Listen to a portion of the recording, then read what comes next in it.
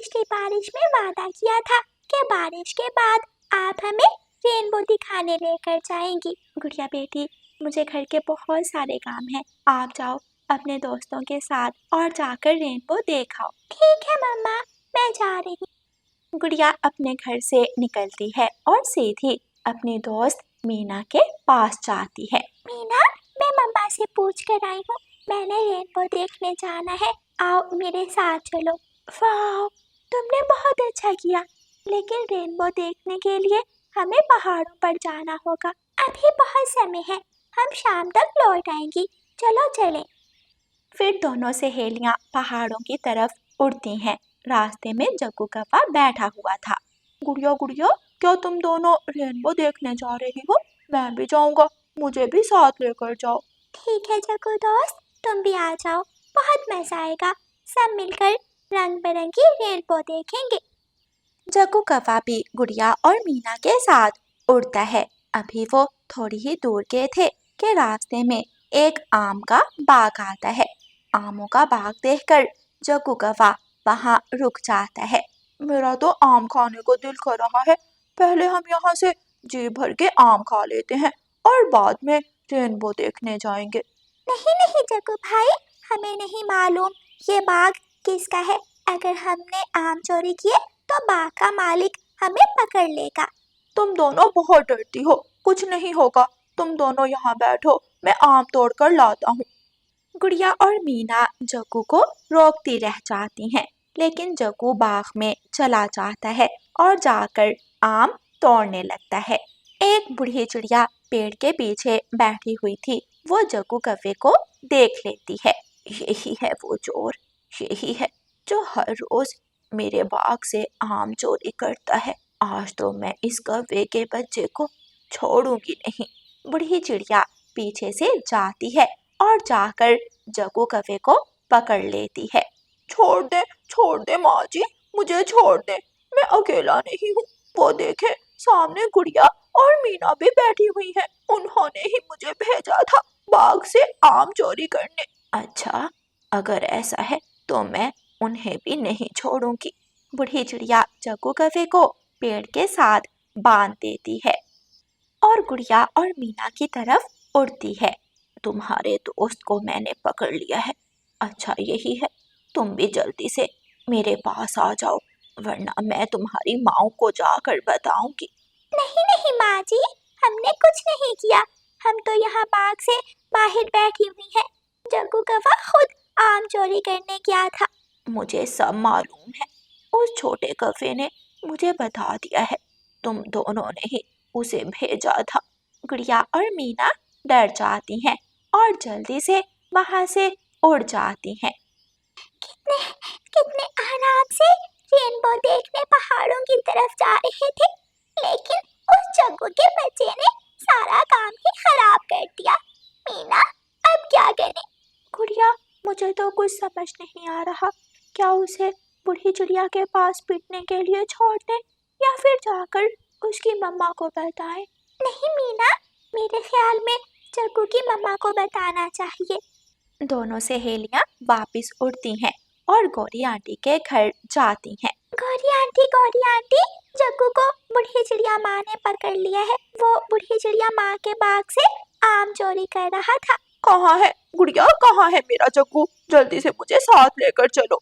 गुड़िया और मीना आगे आगे उड़ती हैं और गौरी कौवी पीछे पीछे। दोनों सहेलियां गौरी कौवी को बूढ़ी चिड़िया माँ के आमों के बाग में ले जाती।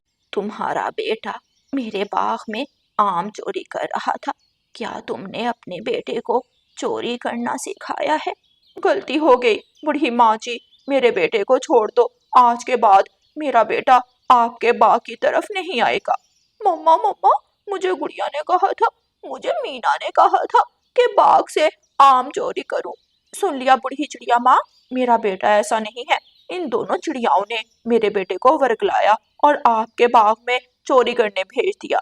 ठीक है, आज तो मैं तुम्हारे बेटे को छोड़े ही हूँ, लेकिन आइंदा अगर कोई भी मेरे बाग में आम चोरी करते पकड़ा गया तो मैं उसे बिल्कुल नहीं छोड़ूंगी। बूढ़ी चिड़िया जग्गू को छोड़ देती है। गौरी कौवी जग्गू को लेकर घर चली जाती है। और गुड़िया और मीना पहाड़ों की तरफ उड़ जाती हैं। दोनों सहेलियां पहाड़ों पर पहुंच जाती हैं। वो ऊपर आसमान की तरफ देखती हैं। आसमान पर लंबी बड़ी ऊंची रेनबो साफ दिखाई दे रही थी। दोनों सहेलियां खुशी से उछलती हैं। वो देखो गुड़िया, सामने देखो रेनबो, उसका हरा रंग कितना सुंदर है। लेकिन मीना, मुझे तो लाल रंग पसंद है। देखो, लाल और गुलाबी रंग मिलकर कितना खूबसूरत रंग बना रहे हैं। दोनों सहेलियां खूब एंजॉय करती हैं और शाम होने से पहले पहले अपने अपने घरों को वापस लौट जाती हैं। गोरी कवि और कालू कौवा रात को अपने घर में बैठे हुए थे। जग्गू कौवा रो रहा था। मम्मा मम्मा, पापा, मैं आम खाऊंगा, मैं आम खाऊंगा। अभी तो मैंने बाग से एक भी आम चोरी नहीं किया था कि बूढ़ी चिड़िया माँ ने आकर मुझे पकड़ लिया। कालू जी, देखो हमारा बेटा कैसे रो रहा है। क्या तुम अपने बेटे की खातिर उस बाग से 2-4 आम भी चोरी नहीं कर सकते? क्या कर लेगी बूढ़ी चिड़िया माँ अगर उसने पकड़ भी लिया तो? गोरी, तुम्हारी बात तो ठीक है, लेकिन सब पक्षियों को मालूम पड़ जाएगा कि हम चोर हैं, इसलिए मैं डरता हूँ। पता चलता है तो चल जाए, पहले कौन सा हम अच्छे पक्षी हैं। सारी उम्र हमने चोरियां ही की हैं। 1-2 चोरियां अपने बेटे की खातिर कर लोगे तो क्या होगा। उधर बूढ़ी चिड़िया माँ चील के पास जाती है और चील से कहती है, चील, मेरे बाग में रोज चोर चोरी करने आ जाते हैं। मैं अपना आमों का बाग बेचना चाहती हूँ। अब मुझसे और रखवाली नहीं होती। ठीक है माँ जी, ये ले पैसे। आज से आपका आमों का बाग मेरा हुआ। अब आमों के बाग की रखवाली भी मैं खुद ही कर लूँ। आप निश्चिंत होकर अपने घर जाएं। गोरी कवि और कालू कवि ने तो एक दिन पहले ही सलाह कर ली थी। जैसे ही दोपहर होती है, दोनों पति पत्नी बूढ़ी चिड़िया माँ के बाग की तरफ उड़ते हैं। कालू कवि ने लाठी साथ उठाई हुई थी। गोरी, तुम आम तोड़ो, अगर बूढ़ी चिड़िया आई तो मैं उसे देख लूंगा। गोरी कवि आराम से मीठे मीठे पके हुए आम तोड़ने लगती है और कालू कौवा जमीन पर गिरा हुआ एक आम खाने लगता है। कौवा और कवि नहीं जानते थे कि आज तो वो दोनों बहुत ज्यादा पिटने वाले हैं। ऊंचे पेड़ पर बैठी चील अपने बाग की रखवाली कर रही थी, क्योंकि वो आमों का बाग चील ने बूढ़ी चिड़िया माँ से खरीद लिया था। काले कौवे मेरे बाग से चोरी कर रहे हैं। आज उन्हें ऐसा सबक सिखाऊंगी कि सारी उम्र याद रखेंगे। चील गुस्से में लाठी उठाती है और अपने बाग में जाकर छुप जाती है। जैसे ही कालू कौवा आम खाता खाता पेड़ के पास आता है, चील पीछे से जोर की लाठी कौवे की पूंछ पर लगाती है। गोरी कवि भागने लगती है तो चील एक लाठी गोरी कवि के भी दे मारती है। गोरी कवि जमीन पर गिरती है और दोनों कौवे रोने लगते हैं। चील बहन, आप हमें क्यों मार रही हो? हम तो बूढ़ी चिड़िया माँ के बाग से आम चोरी करने आए थे। ये बाग आपका तो नहीं है। काली कवि, मैंने बूढ़ी चिड़िया माँ से ये बाग खरीद लिया है। क्या? चील चील, हमें माफ कर दो, हमें नहीं मालूम था, ये बाग तुमने खरीद लिया है, हम गलती से आ गए। तौबा, हमारे बाग की भी तौबा, हम दोबारा कभी भी इस बाग में नहीं आएंगे। कौवे रोते हैं और चील की विनती करते हैं, लेकिन चील भी रुकने वाली नहीं थी। चील दोनों कौवों की खूब पिटाई करती है और मार मार कर उन्हें अपने बाग से भगा देती है। काले कौवों को उनके बुरे काम की सजा मिलती है और वो रोते हुए अपने घर चले जाते हैं। प्यारे दोस्तों, इस कहानी को लाइक, अपने दोस्तों के साथ शेयर और चैनल को सब्सक्राइब करना बिल्कुल मत भूलना। आपका धन्यवाद। रानो चिड़िया की ऐसी कहानियाँ सुनने के लिए YouTube सर्च बार में रानो चिड़िया की कहानी लिखें या फिर ये बटन दबाकर बोलकर कहें रानो चिड़िया की कहानी। रानो चिड़िया के 2 बच्चे थे, गुड़िया और कुकू। रानो चिड़िया का बेटा कुकू अपनी मम्मा से कहता है, मम्मा, मैं आज अपने दोस्तों के साथ आम खाने जा रहा हूँ। लेकिन कहाँ कुकू बेटा? जंगल की दूसरी तरफ पुराने कुएं के पास है आम का पेड़, मुझे जग्गू ने बताया है। कुकू की बहन गुड़िया चुप करके बैठी, बातें सुन रही थी। अच्छा ठीक है, ध्यान से जाना, वो जग्गू कौवा बहुत शरारती है, उसे बचकर रहना। मैं भी जाऊंगी, मैं भी जाऊंगी, मेरा भी आम खाने को दिल कर रहा है। नहीं मम्मा, गुड़िया नहीं जाएगी, हम सब लड़के पक्षी जा रहे हैं। मेरा कुकू, तो क्या हुआ, लड़के पक्षी जा रहे हैं तो गुड़िया को भी साथ ले जाएं। मैं जाऊंगी। नहीं लेकर जाऊंगा, नहीं लेकर जाऊंगा, जब देखो मेरे पीछे ही पड़ी रहती है। कुकू जल्दी से अपने घर से निकल जाता है और गुड़िया घर में बैठकर रोने लग जाती है। जग्गू जग्गू, मैं आ गया, चलो चले। क्या कोई और भी जाएगा साथ? हाँ, छोटा मिठू और कीकी भी जा रहा है, हम सब जाएंगे। थोड़ी देर बाद छोटा मिठू और कीकी भी वहाँ आ जाते हैं। फिर वो सब दोस्त जंगल की दूसरी तरफ आम के पेड़ से आम खाने निकल जाते हैं। वो सब उड़ते हुए जंगल की दूसरी तरफ पहुँच जाते हैं। कुएं के पास आम के बड़े पेड़ पर पके हुए आम लगे हुए थे। वो सब पके हुए आम देखकर बहुत खुश होते हैं। ये आम तो बहुत स्वादिष्ट है। मैंने कल ये पेड़ देखा था। मेरे पिताजी भी मुझे इस आम के पेड़ का बता रहे थे। वो सब आम खा रहे थे कि आसमान पर काले गहरे बादल छा जाते हैं और थोड़ी ही देर में तेज बारिश शुरू हो जाती है।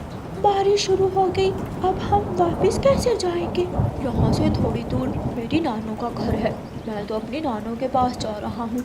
ऐसा ना हो कि बारिश और भी तेज हो जाए। जग्गू तो किसी की सुने बिना वहाँ से चला जाता है। मेरे चाचा का घर थोड़ी ही दूर है, मैं भी जा रहा हूँ। मेरे चाचा जी वहाँ बड़े पेड़ों के पास रहते हैं। कुकू सबको देख रहा था। थोड़ी देर बाद कीकी भी बोलता है, मेरी मम्मा की सहेली नारियल के पेड़ पर रहती है, वहाँ पेड़ों की दूसरी तरफ है उनका घर, मैं भी वहाँ जा रहा हूँ। बारी बारी सब चले जाते हैं। कुकू अकेला रह जाता है। मेरे दोस्तों ने मुझे अकेला छोड़ दिया, किसी ने मेरी फिक्र नहीं की कि मैं कहाँ जाऊँगा।